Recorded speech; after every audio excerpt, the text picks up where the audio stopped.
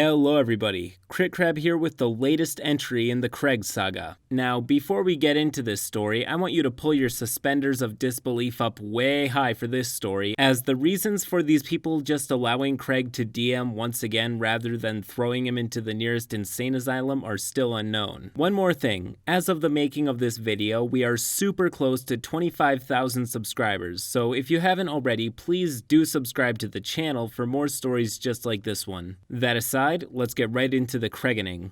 Roll post. After the anticlimactic ending of Craig's Exalted campaign, he flung back and forth about which TTRPG system to run next. A lot of systems were up for discussion, and Craig's whims were difficult to follow. He knew what setting he wanted, because it was one of his own making. The problem was finding a system that was just right. At one point, he even tried to jailbreak and overhaul the Anima Beyond Fantasy system to meet his ends. I strongly recommended otherwise, as overhauling a system usually ends in a complete mess. In the end, we settled for Pathfinder, as we were all interested in trying it and found it dynamic enough to meet Craig's criteria. Roll call. The exact same people joined this campaign as the previous. Craig took the position of glorious GM while Jacob, Jake, and I joined as players. A bit further into the story, Mike once again joined. As for the characters... Oh wait, I think it's easier describing the setting before getting to the characters. Trust me, it will make sense. The premise of the setting was great, not gonna lie. It was an underground setting where the surface had been blasted into a hellish wasteland by some demonic gods. The survivors evacuated into a giant underground metropolis called Hamea Iri. In the deep dark, people started mining into the vast caverns in search for resources. They found certain crystals of condensed light that acted as a power source, creating a steampunkish low fantasy society. A certain ethnicity of humans, whom called themselves the Ladian, had built Hamea Iri, and they quickly constructed an autocratic and fascistic hierarchy, placing themselves at the very top and the lesser people at rock bottom. Amongst these people at the bottom were the cursed rock elves, or gray elves, that acted as slaves in menial labor. Craig told us that our group would be explorers, diplomats, and adventurers from Hamea Iri. When Craig pitched the idea, we all thought, oh yeah, this sounds great. Perhaps he has learned from his mistakes and has become a better game master. Sadly, our hopes and dreams would quickly be crushed beneath Craig's boot heel. I rolled a Ladian magus named Leon. He was a very young and naive half-Ladian that attended to what can only be described as steampunk magic school. Leon's dad was a renowned alchemist and explorer that had gone missing for the better part of his life. The mother was unknown, but implied to be a human of lesser pedigree. I had told Craig that I wanted Leon's origin obfuscated. For example, I had left hints that Leon might be a simulacrum, a crafted human made by his father. Plot fodder for the GM? I guess. Anyways, Leon was a scholar and kind-hearted person as a result of me wanting to wash away the moist suit of zeal from the Exalted campaign. He was bullied at school for not being a true-born Ladian, but he tried his best to fit in. The first session came. Leon was attending a school assembly due to state leaders coming to visit.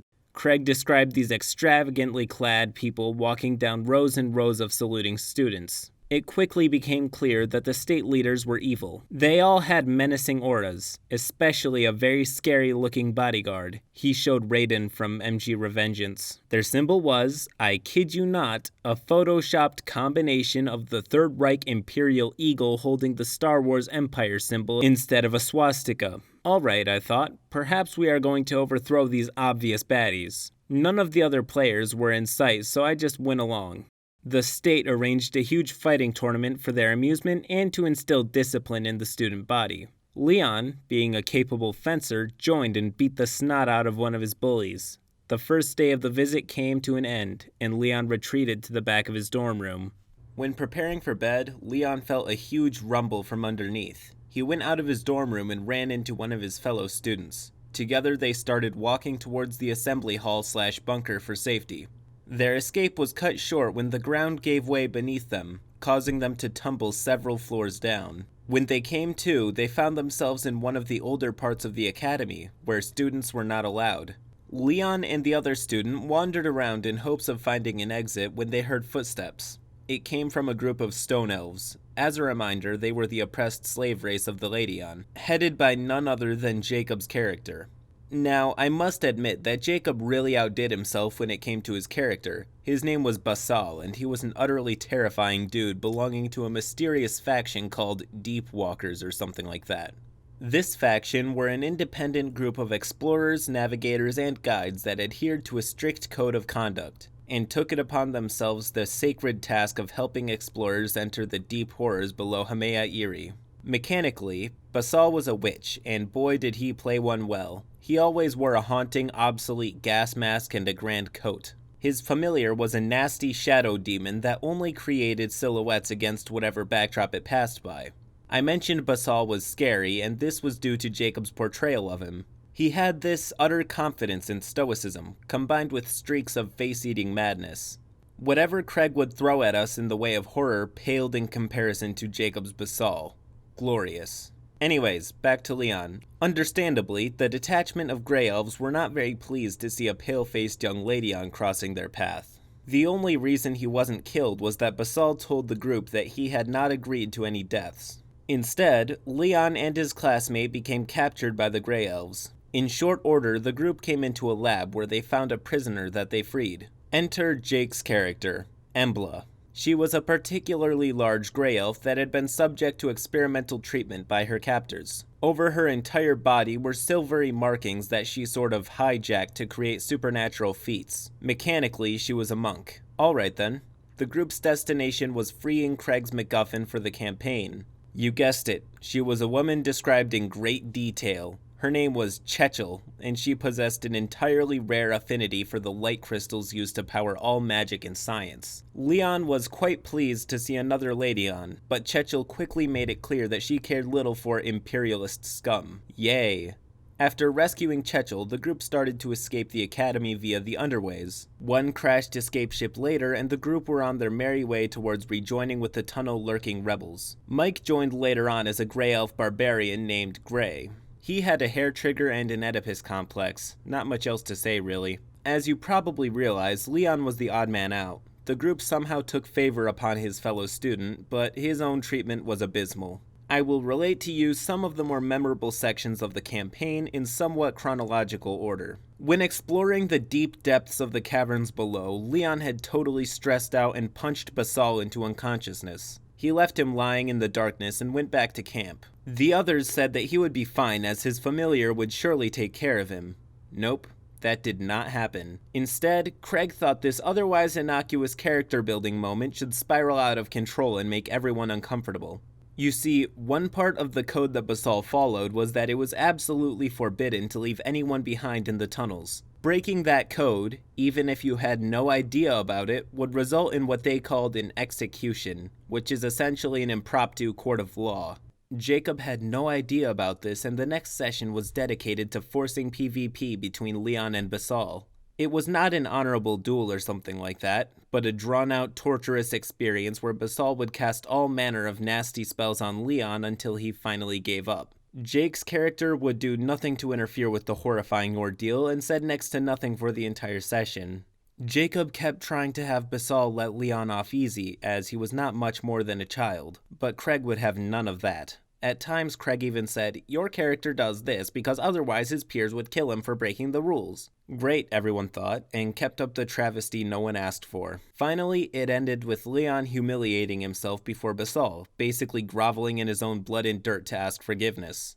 Later on, the party entered some bizarre pocket world where a mad sorcerer king reigned. We all thought it a bit strange, as it looked more akin to the standard fare medieval Europe Dungeons & Dragons playground rather than the intended steampunkish techno-magic exploration simulator. Oh well, we thought, and went on with it. I can't remember why we entered that horrid place. Maybe it was just another obstacle in the journey towards the other rebels.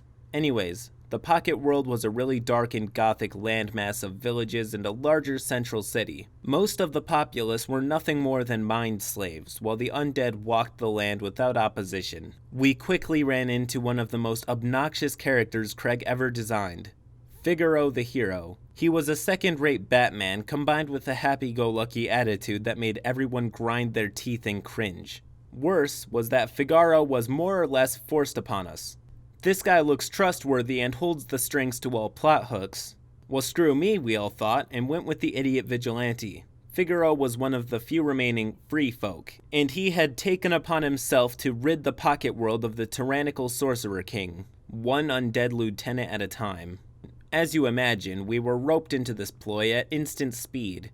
We were sent out to ambush a supply caravan carrying slaves from the central city to some hellish mine or something. Being the clever players that we were, we sneaked up towards the caravan while it still loaded the poor souls, hoping to get the jump on the lieutenant. Embla, Jake's character, went ahead and crept up towards a wooden wall to peek out from. When peeking at the caravan, she was met with a guard looking her right back into the face. Then Craig lifted up his 5 fingers and started counting down. 5, 4, 3. Jake just said, "Easy, man, let me get a read on what happens around. Are there any other guards? Any other cover?" 2, 1. Too bad. Then Craig rolled attack for the guard and said that Embla was flat-footed, which is a combat state in Pathfinder that you get from having lower initiative and other things, giving you penalties to your defenses. Of course, the guard critted and Embla went down like a wet napkin. The rest rushed in and spent nearly everything they had on the battle, barely scraping by. We all thought this was pretty BS. Oh yeah, I should mention that Craig ran his combat encounters very brutal. Most of them required every single resource at our disposal, leaving our characters barely breathing by the end of them. It didn't help that he was extremely restrictive with loot and equipment. We voiced this concern with Craig numerous times, and he showed his vast gratitude by bestowing Embla with the chainmail armor.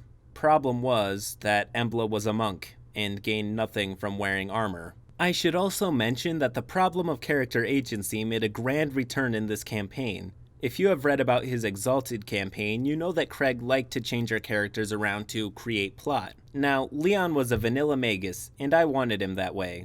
Craig thought this wasn't cool enough and made him a Black Blade magus, which is a variation of the base class with some modifications to wield the titular Black Blade. It did not help that the Black Blade was a sadistic death demon that wanted to drive Leon into genocide and murder. That's what I get for trying to play a nice character. I still wonder why I accepted such a blatant disregard for my own character agency. Back to Figaro the hero. I had become quite fed up by Craig's treatment of my character. The constant bullying, lack of agency, broken promises, and questionable ethics on encounter design had really added up. I asked to change character, which was accepted.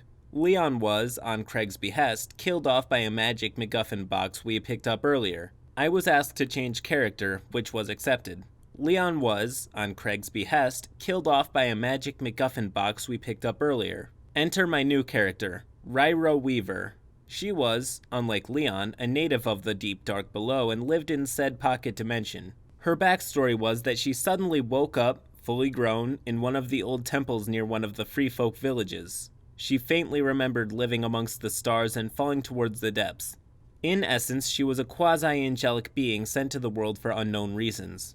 Her class was the notoriously powerful Synthesis Summoner, which I suggest you read up on if you're interested in broken builds. I can't claim that I fully optimized her, but I certainly made her considerably more powerful than the wimpy Leon. Blaming the constant arms race between Craig and the players, I had no moral trouble with creating Ryra.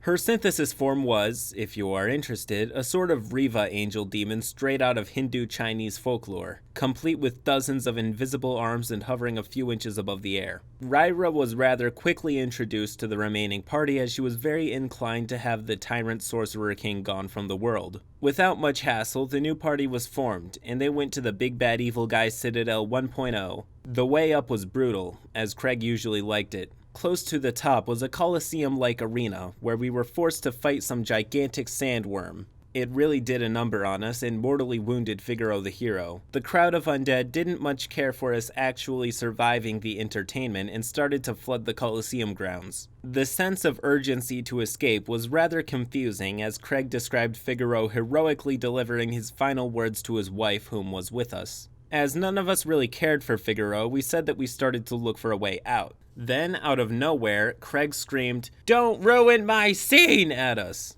We were all dumbfounded by this and just sat there quiet. Then Craig proceeded to finish his heart-wrenching dialogue while our characters obediently stood and watched.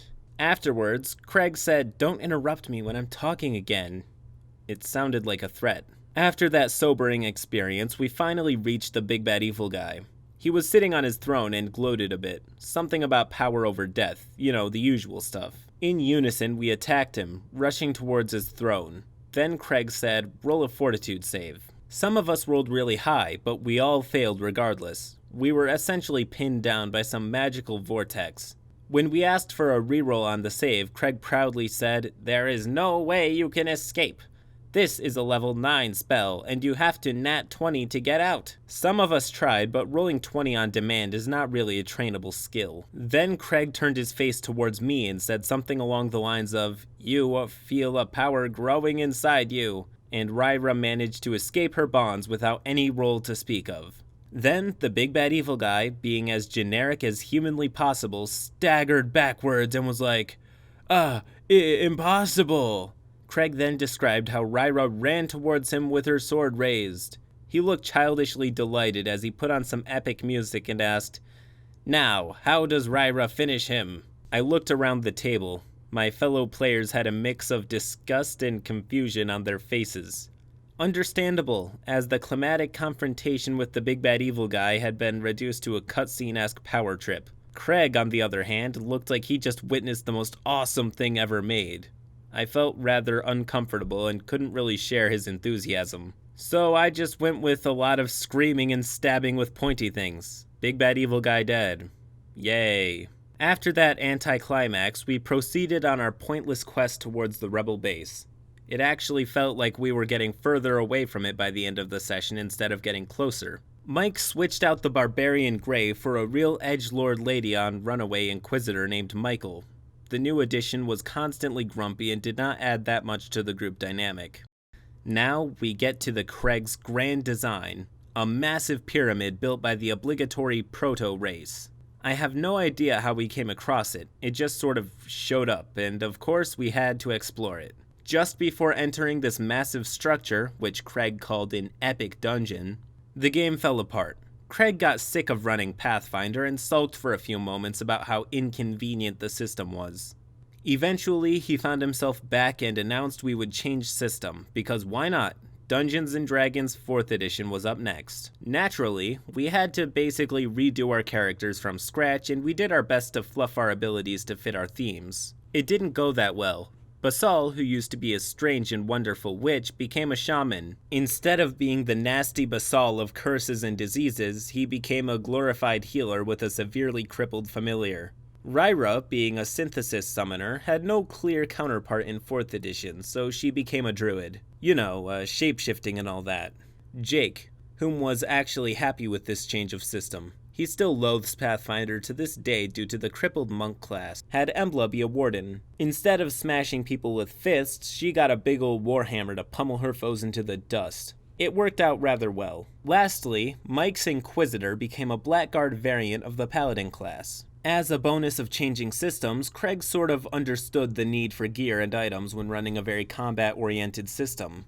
We got to choose a few magical items each, which was amazing. Sadly, those starting items was all we were gonna get. Anyways, back to the pyramid of highly original forebearer races. The whole thing was a massive techno-magical death trap filled with BS traps and failed attempts at ambient horror.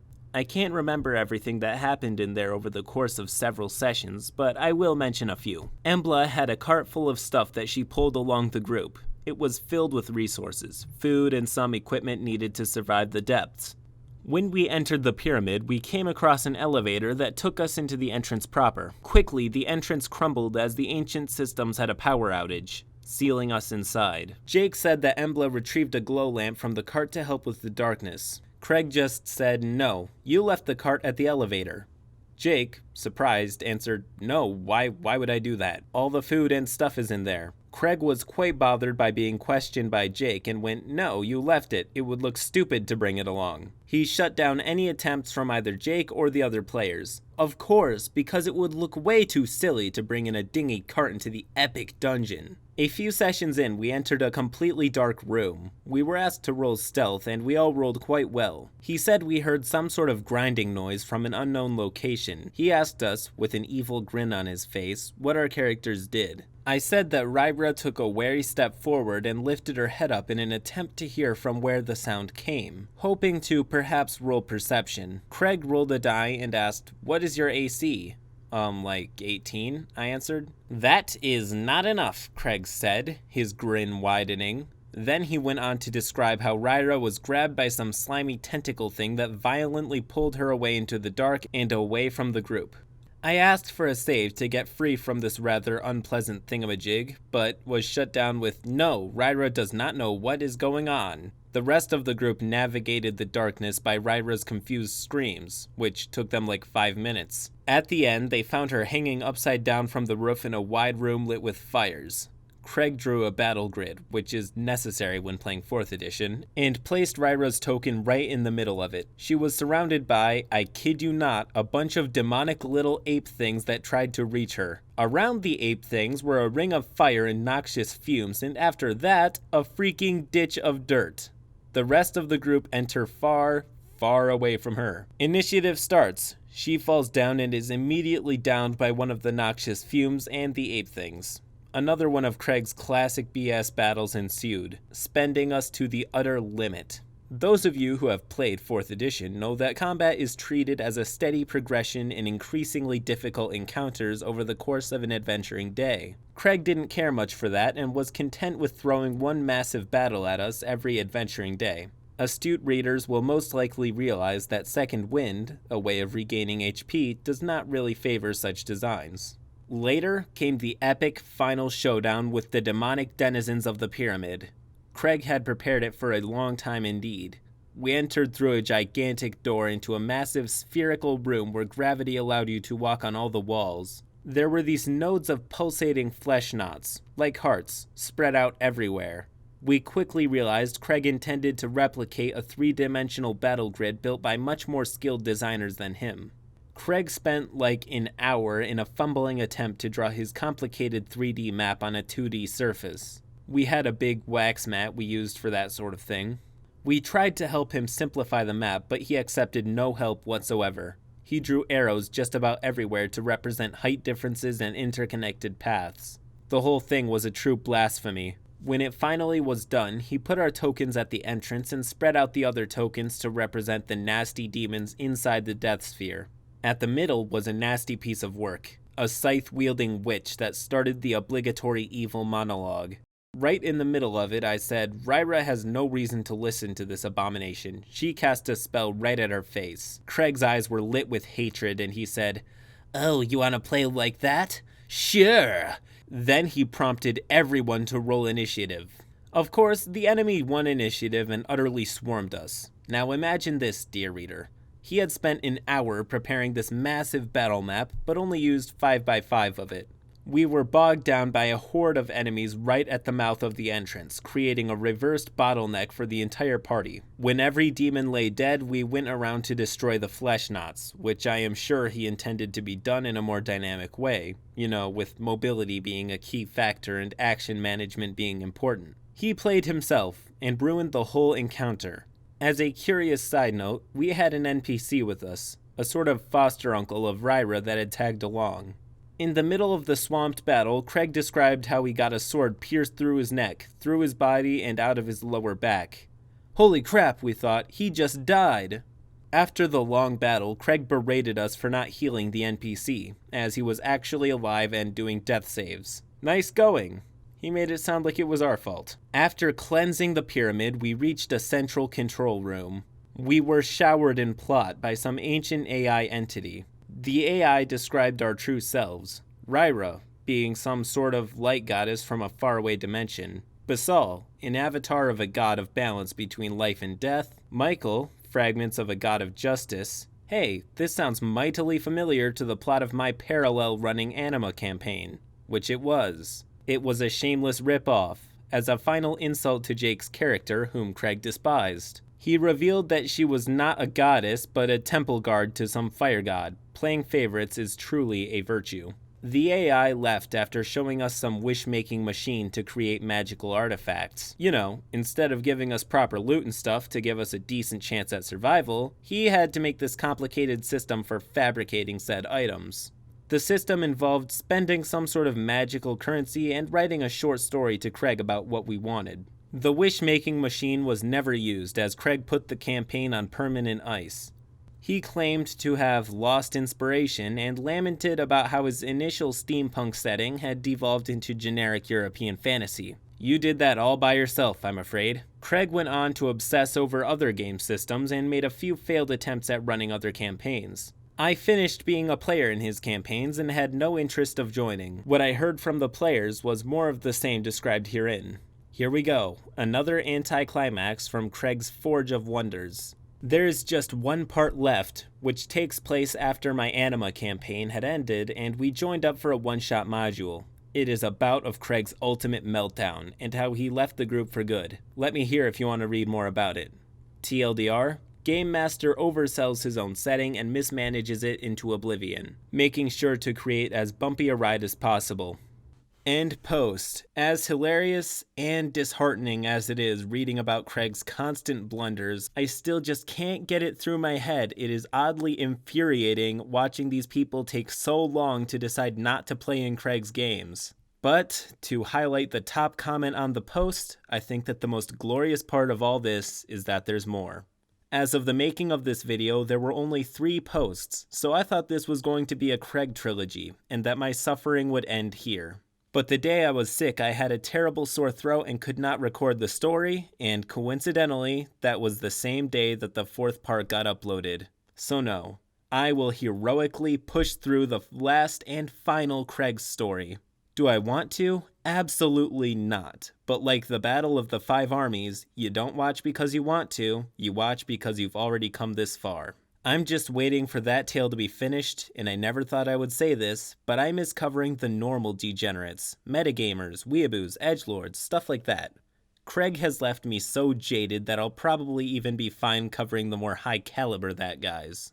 Anyways, rant aside, if you enjoyed this video, please help support the channel by leaving a like, and if you haven't already, please do subscribe to the channel for more stories just like this one. Until next time.